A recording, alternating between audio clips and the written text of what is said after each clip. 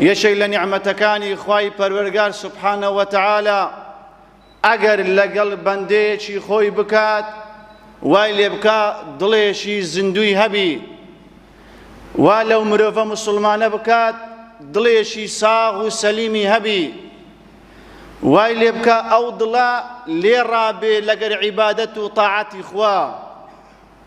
بە پێچەوانەی دڵ و دەرونی زۆربەی خەڵکی کە ئەوەندەی لێڕاهاتووە لەسەر گوناح و تاوان، ئەوەندە ئەو دڵە لێڕانەهاتووە لەسەر کاری باشە و چاکە.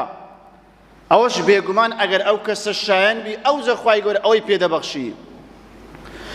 ئەو بابەتەی بەڕێزان دەمانەیە باسی بکەین کە بەڕاستی ئێستا هاوینە دەبینی گەلێک لە خەڵکی کەم تەرخەمن دەربارەی نوێژی بەیانی، بۆی ئەوەی شەو کرد بووە خەڵک ئەو شەوە جوانەی خۆشیان بەشتی بێشوت سەرف دەکەن، بڕۆ لە چەندان پرسیاریان لێ بکە ئەرێ چەندتان نوێژی بەیانی دەکەن، باوەڕکە زۆریان لێ ساقی دەبن.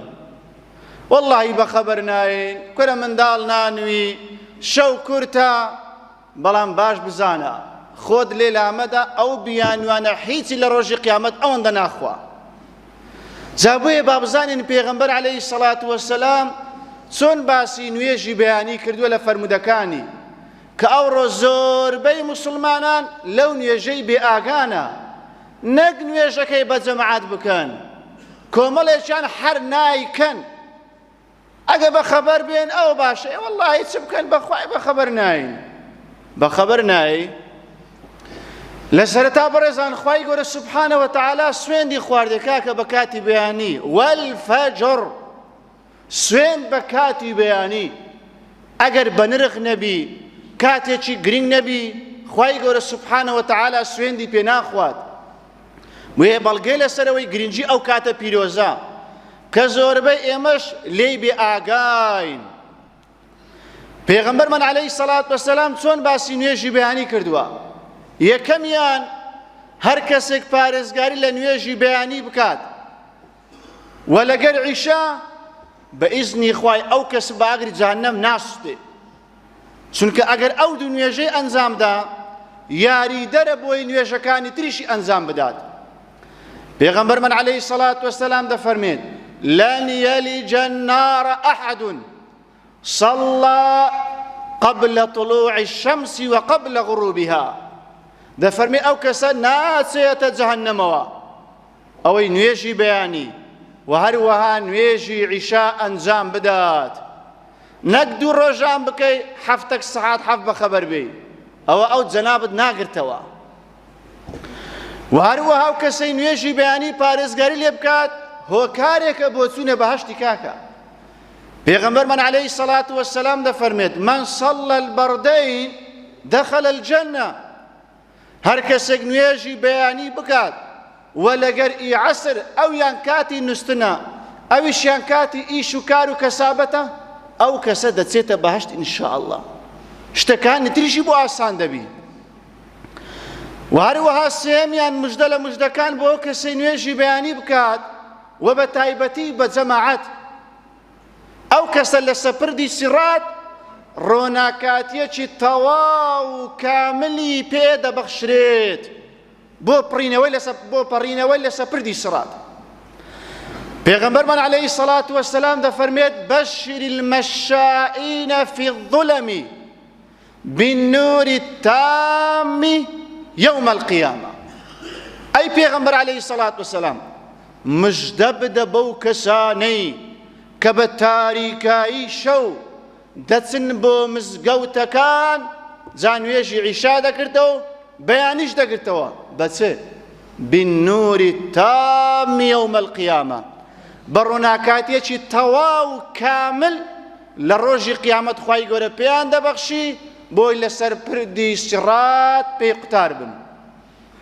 پێغەمبەر عەلەیهی سەڵات وەسەلام فەرمووی ئەوەی بە شەو دەچی بۆ مزگەوت، نەیفەرموو ئەوەی بە شەو دەچی بۆ گازینە و چایەخانە، بە شەو گەڕەک لۆ گەڕەک دەبڕی لە بۆ تاوڵە و دۆمینە و کۆنکان و لە بۆ قسەی پڕ و پوچ، فەرمی بە شەو بچی بۆ ماڵی خوا، جاوەرە ئەو ڕۆ خەڵکەی بەراورد بکە، بزانە چیهان دەکەن زیاتری، بە شەو بۆ ماڵەکانی خوا دەچن یان بۆ ئەو شتانە دەچن کە مسقالە زەڕەیەک سوودی نییە نە لە بۆ دنیا نە لە بۆ قیامەتیشیان. و هەروەها موژدێش کە لە موژدەکانی نوێژی بەیانی پێغەمبەرمان عەلەیهی سەڵات وەسەلام وەک لە سەحیح مسلم هاتووە دەفەرمێ ڕەکعەتە الفەجر خەیر من الدنیا وما فیها. دەفەرمێ دوو ڕەکعەت سونەتەکەی پێش نوێژی بەیانی کە بانگ دەدرێ هەتا قامەتێ ئەو دوو ڕەکعەت سونەتە لە هەر هەموو دنیا و ئەوەی تێشیدا هەمی باشترە. ئەگەر دوو ڕەکعەت سونەتەکە ئەو پاداشتی هەبی ئەدی دەبی فەرزەکە چ پاداشتی هەبی. جاوەرە ئەوڕۆ چەند کەسێ پاداشتەکەی لە قیسووە. وەڵڵاهی کەسی وا هەیە دەزانم دەرێ لۆ نوێژی بەیانی بەخەبەر دێم زوو دمچام گەلە تەڕناکەم نەکو خەوەکەم بڕەویتەوە. ئێتخۆ دەبی چ نوێژێک بی ئەوە کابرا دڵینی نەکو خەوەکەی بڕەویتەوە ئێستا قسەشی پێ بڕێ وەڵا فلان ئەوها فلان ئەوە تەماشای نوێژەکەی جەنابەت بکە. جارێ خۆت لەگەر خوای چا کردیە لەگە نوێژی بەیانی حاڵت کووە بڕۆ بە خۆتان زۆربەی موسڵمانان بڕۆ تاقی بکەنەوە.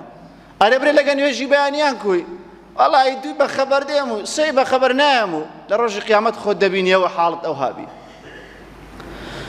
و هەروەها خاڵێکی تر هەر کەسێک نوێژی بەیانی بکات یەک کەس بۆی نییە تەداخولی ئەو کەسە بکە زوڵمی لێ بکە و هەر کەسێک زوڵمی لێ بکە خوا بۆ خۆی تۆڵی لێ دەکاتەوە. پێغەمبەرمان عەلەیهی سەڵات وەسەلام دەفەرمێت من صلى الصبح فهو في ذمة الله. هەر کەسێک نوێژی بەیانی بکات ئەوە لە ژێر حیمایەت و پارێزبەندی خوای گەورەدایە. بۆیە فەرمی فلا يطلبنكم الله من ذمته بشيء فيدركه فيكبه الله في النار. بۆیە قەت خوا داوای پارێزبەندەکەی خۆتانی نەکاتەوە چونکە پێی دەگا و دەیباتە ناو جەهەنەمیش.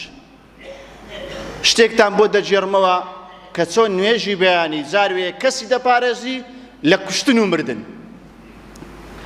جارێکیان حەجاج طبعا قسەتەکە لە معجەمی تەبەرانی هاتووە کەبیر حەجاج گوتێ سالمی کوڕی عەبدوڵڵا خذ هذا السيف فاضرب عنق هذا.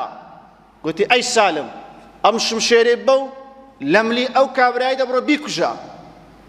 سالمی کوڕی عەبدوڵڵا شمشێرەکەی برد کاتێک گەویشتە دەرگای گوتێ کابرای صەڵەیتە الغەدات نوێژی بەیانیت کردیە؟ کابرا گوتی بەڵێ. سالم چی کرد؟ فەتەڕەحە السەیف شمشێرەکەی فڕێدا چۆ لای حەجاج. بە خۆتان جێتان لێ بووە حەجاج چ زاڵمەک بووە. حەجاج پێی گوت چ لێکرد لەو کابرایی؟ گوتی نەمکوشت. لۆ نەتکوشت؟ گوتی چونکە نوێژی بەیانی کردبوو. باشە کاکە نوێژی بەیانی چۆن ئەو کابرای ڕزگار کرد لە کوشتن چونکە ئەوە پێغەمبەر عەلەیهی سەڵات وەسەلام فەرمووی لەژێر پارێزبەندی خوای گەورەدایە.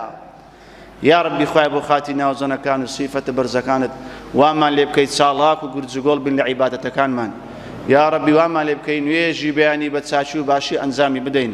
یا ڕەبی ئەگەر تەمبەڵیشمان تێدابی خوایە چاڵاک و گورجگۆڵمان بکەی. ئامین ئامین والحەمد لله رب العالمین. و هەروەها بەڕێزان لە سەردەمی پێغەمبەر عەلەیهی سەڵات وەسەلام منافقەکان زۆر لایەن قڕس بوو نوێژی عیشا و بەیانی. زاتە خوا وەرە ئەو ڕبا موسڵمانان تەمەشای خۆیان بکەن بزانین نەفسی ئەو سیفەتیان تێدایان نا.